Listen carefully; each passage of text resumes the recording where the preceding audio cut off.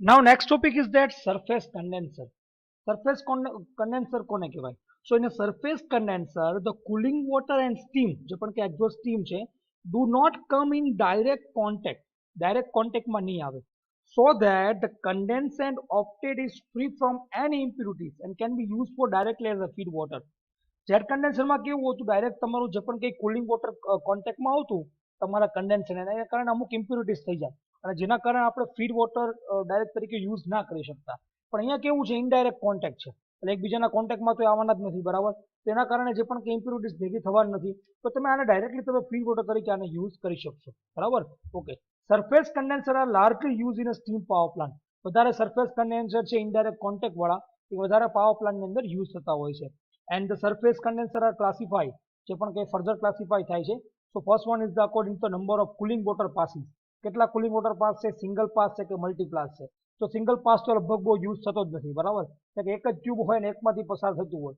પણ જે multi pass છે કે નંબર ઓફ ટ્યુબ તમારી પાસે અવેલેબલ હોય તો વધારે યુઝ થતું હોય છે. તો આપણે એક જ અહીંયા સ્ટડી કરવાના છીએ, મલ્ટી પાસ, બરાબર. Now according to the direction of the condensate flow, જે કન્ડેન્સેટનો ફ્લો છે કઈ ડાયરેક્શનમાં છે, એટલે કે ડાઉન ફ્લો ડાયરેક્શનની અંદર છે કે સેન્ટ્રલ પોલ છે, એકદમ વચ્ચે છે, બરાબર. તો એ રીતે એના ફર્ધર ક્લાસિફિકેશન થાય છે. તો વન બાય વન આપણે એક જોતા જઈએ. So first one according to the number of cooling water passes, જેની અંદર મલ્ટી પાસીસ છે એ આપણે જોઈએ. મલ્ટી પાસીસને ઘણીવાર ડબલ પાસ સરફેસ કન્ડેન્સર પણ આપણે કહેતા હોઈએ છીએ. અને તમે એરેન્જમેન્ટ તમે આ ફિગરની અંદર જોઈ શકો છો. અહીંયા જુઓ, તમારી એક્ઝોસ્ટ સ્ટીમ જે પણ કંઈ ટર્બાઇનમાંથી આવતી હતી એ છે, બરાબર. અને આઉટપુટ તમારું જે પણ કંઈ કન્ડેન્સર હશે. અહીંયા તમારા ડાઉનવર્ડ ડાયરેક્શન તમારું કુલિંગ વોટર જે તમારું ઇન છે, બરાબર, ડાયરેક્શનની અંદર એ તમારું અહીંથી એન્ટર થતું હશે અને ઉપરની બાજુ તમારું જે પણ કંઈ કુલિંગ વોટર છે એ બહાર નીકળશે. તો જો કુલિંગ વોટર જે ફરે છે તમારે અહીંયા ટ્યુબની અંદર ફરે છે, બરાબર. અને જે પણ એક્ઝોસ્ટ જે પણ કંઈ સ્ટીમ છે એ ટ્યુબની આસપાસ ફરે છે. એટલે જો ઇનડાયરેક્ટ કોન્ટેક્ટ થઈ ગયો surface condenser point of view, બરાબર. અહીંયા એરનો પણ પોર્ટ બતાવેલો છે. So it consist of cast iron, બરાબર, એર ટાઇટલી સિલિન્ડર શેલ. આ કાસ્ટ આયર્નનો આખું એર ટાઇટ સિલિન્ડર સેલ હશે, close to the each end point of view.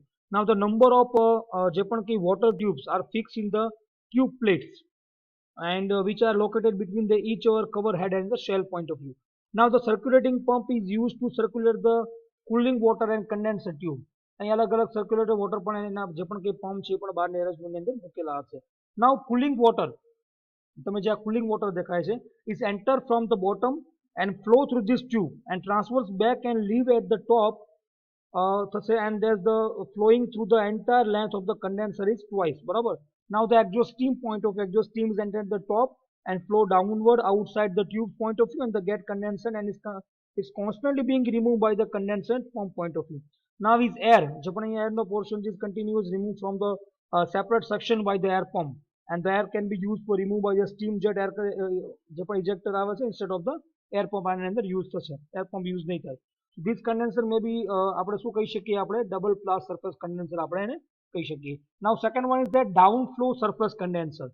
So in this the working principle of this condenser જોઈ શકો, અલગ તમારી condenser તમને ટ્યુબ આપેલી છે, આપણે એનો સાઇડ સેક્શન બતાવેલો છે. અહીંયા ઉપરની બાજુ તમારું જે પણ કે એક્ઝોસ્ટ સ્ટીમ હશે ટર્બાઇનમાંથી હશે. અહીંયા તમારું જે પણ કે એર એક્સટ્રેક્શન પંપ જે તમારી અંદર એર બહાર કાઢશે, તમારું વેક્યુમ ક્રિએટ કરશે. એન્ડ આ તમારું ફાઇનલ કન્ડેન્સર હશે, બરાબર. સ્ટીમ અહીંથી આવે છે, આ વચ્ચે ટ્યુબની અંદર પાણી પસાર થતું હશે, કુલિંગ વોટર, બરાબર. અને તમારું જે પણ એકચ્યુઅલ કન્ડેન્સર છે ઇનડાયરેક્ટ કોન્ટેક્ટ વચ્ચે થશે, ડાયરેક્ટ કોન્ટેક્ટ તો થવા જ નથી, એટલે તમારું ફાઇનલ કન્ડેન્સર અહીંથી બહાર આવશે, બરાબર. So the working principle of this condenser is similar to the double pass surface condenser જેવું છે, આની જેવું. અલગ અલગ ઘણી બધી ટ્યુબ્સો આપેલી છે. A section of tubes near the air pump is suctioned by screen off by the providing the buffel. બફેલ દ્વારા એને શું કરેલું હશે, અલગ પાડેલું હશે. And the number of tubes used in this section per unit area are more compared with the other parts of the condenser. And the extensive cooling of air in this section is increase the density of the air going out and reduce the capacity of the air pump required by the as much as 50% point of view. These are the down flow surface condenser. Now the down flow કન્ડેન્સરની આ બીજી figure પણ છે, તમે આ રીતે એને બતાવી શકો side section point of view. આમ જોવો તો similar to the double pass surface condenser જેવું તમે એને કહી શકો. નાઉ the central flow surface condenser, બરાબર. આ કીધું એમાં પણ તમે જો એક્ઝોસ્ટ સ્ટીમ તમારી ટર્બાઇન છે, આ તમારું ફાઇનલ કન્ડેન્સર છે, પણ આ સેન્ટરની અંદર હશે, બરાબર. આ તમારી કન્ડેન્સર ટ્યુબ છે, તમારું એર કુલિંગ સેક્શન વચ્ચે મૂકેલો હશે. So the cross section of the central flow surface condenser તમને અહીંયા બતાવેલો છે, ક્રોસ સેક્શન બતાવેલો છે. The center of this condenser is located with the suction of air extension pump મૂકેલો હશે. so that entire steam move radially inwards and come in better contact with the outer surface of the nest of the tube with the cooling water is flow. આ શું કરશે, બધું તમારી જે પણ કે એક્ઝોસ્ટ સ્ટીમ છે ને એ વચ્ચેની બાજુ આવવાનો મૂવ ટ્રાય કરશે, એટલે તમારો કેવો થઈ ગયો, ઇનવર્સ ફ્લો થઈ ગયો, બરાબર. અને જે તમારું ટ્યુબની અંદર કુલિંગ વોટર ફરતું છે એને તમારે ડાયરેક્ટ તમારા કોન્ટેક્ટની અંદર આવશે, એટલે મેક્સિમમ એનો જે પણ કંઈ સરફેસ એરિયા હીટ ટ્રાન્સફર માટે સરફેસ એરિયા એને પ્રોવાઈડ થશે. So the number of tube use in central section per unit area are more compared with the other parts of the condenser point of view, and this central nest of the tube providing cooling of air similar to the in case of the downflow surface condenser point of view. So these are the three of the surface condenser. Now next one is the evaporating condenser. It is very important topic. GQ ની અંદર પણ ઘણી વખત આ condenser પૂછાતું હોય છે. So in this evaporating condenser the condenser shell is not provided. તમે જુઓ તમને આની અંદર ક્યાંય condenser shell provide નહીં થાય. આ બીજી ફિગર છે, પણ આપણી જે બુકની અંદર ફિગર છે આપણે અહીંયા જોઈએ તો તમને વધારે આઈડિયા આવશે. અહીંયા તમે જુઓ એક જગ્યાએ તમને એનું કન્ડેન્સર સેલ મૂકેલું નહીં હોય. The steam passes through the condenser tube and over this tube is the water is spray while the air passes upward outside the tubes. તમે જુઓ અહીંયા અલગ અલગ ફેન મૂકેલા છે, ઇન્ડ્યુસ ડ્રાફ્ટ ફેન મૂકેલા છે. આ તમારું જે પણ કંઈ કુલિંગ પોન્ટ છે, તમારું જે પણ કંઈ વોટર પંપ છે, તમારું કુલિંગ વોટર અહીંયા આવશે અને નોઝલની દ્વારા સ્પ્રે થશે. અહીંયા તમારી એક્ઝોસ્ટ જે સ્ટીમ છે આ કન્ડેન્સેટ જે કોઇલમાંથી તમારી સ્ટીમ પસાર થતી હશે અને આ વોટર નોઝલમાં કુલિંગ વોટરના કોન્ટેક્ટમાં આવશે એટલે તમારું જે ફાઇનલ તમારું જે પણ કંઈ કન્ડેન્સેટ છે અહીંયા પ્રોવાઈડ થશે. એક બાજુ આપણે એટમોસ્ફેરિક ઠંડી એર મૂકીએ છીએ, બીજી બાજુ એરનો તમારો આઉટલેટ છે, આ બાજુ તમારા એર લોવર્સ મૂકેલા છે જે તમારા એર ફ્લોને કંટ્રોલ કરશે. Now what is the working principle of this type of, બરાબર. So the water is spray through the nozzle. તમે જો નોઝલ ધ વોટર સ્પ્રે થશે over the pipe carrying exhaust steam and form a thin film over, બરાબર. અહીંયા શું કરશે, તમારું layer બનાવશે. At the same time the current of the air circulating with the help of induce draft. આ induce draft મૂકવા તમારે શું તમારી એર જે છે ઉપરની બાજુ ખેંચાશે and cause the rapid evaporation of some of the cooling water. એના કારણે તમારું જે કુલિંગ વોટર છે એને તો અમુક કુલિંગ વોટરનું તમારું ઇવોપોરેશન કરશે.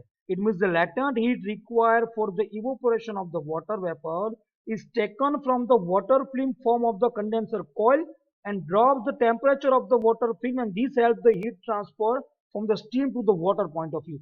આ તમારી જે પણ કંઈ અહીંયા ફિલ્મ બની હશે એને ઇવોપોરેશન કરશે વોટર પાર્ટિકલને અને એના કારણે તમારું જે પણ કંઈ વોટર ફિલ્મ ટેમ્પરેચર ડ્રોપ થશે અને જે પણ કંઈ તમારી હીટ ટ્રાન્સફર છે ફ્રોમ સ્ટીમ ટુ વોટર એકચ્યુઅલમાં તમારું આના કારણે ક્રિએટ થશે, બરાબર.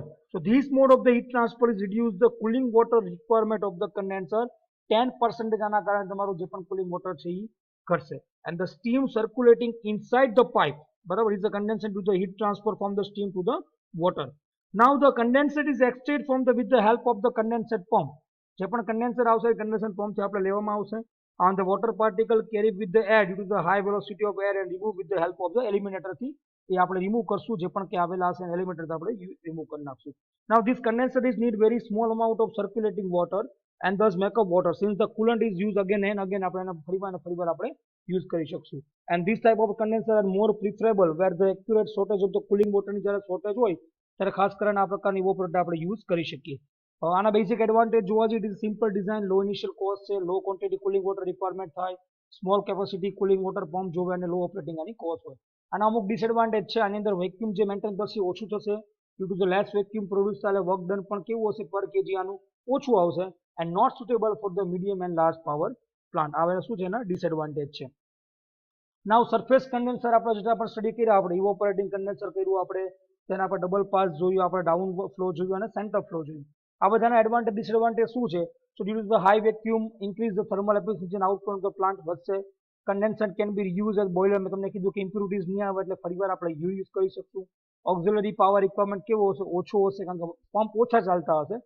Less amount of air is carry to the boiler point of view. Any kind of feed water can be use આપણે કરી શકો છો તમે and can develop high vacuum the suitable medium and large power plant point of view ઉપયોગમાં આવશે. Surface condenser disadvantage જોવા જાવ તો વેરી બલ્કી અને requirement more place floor space આની રિક્વાયરમેન્ટ થશે સરફેસ કન્ડેન્સરની. High manufacturing and running and maintenance cost હશે અને require large quantity of the cooling વોટરની અંદર આપણે રિક્વાયરમેન્ટ પડશે. This are the advantage and disadvantage of the surface condenser. So mainly આની અંદર કુલિંગ વોટરની રિક્વાયરમેન્ટ વધારે થાય, manufacture running cost maintenance cost તો વધારે છે અને આ બલ્કી છે અને મોર ફ્લોર સ્પેસ પણ આની રિક્વાયરમેન્ટ છે. These are the basic advantage and disadvantage of the jet and surface condenser point of view. Now next video ની અંદર આપણે jet અને સરફેસ કન્ડેન્સરની બેઝિક આપણે જે પણ કંઈ કમ્પેરિઝન છે આપણે હવે સ્ટડી કરશું.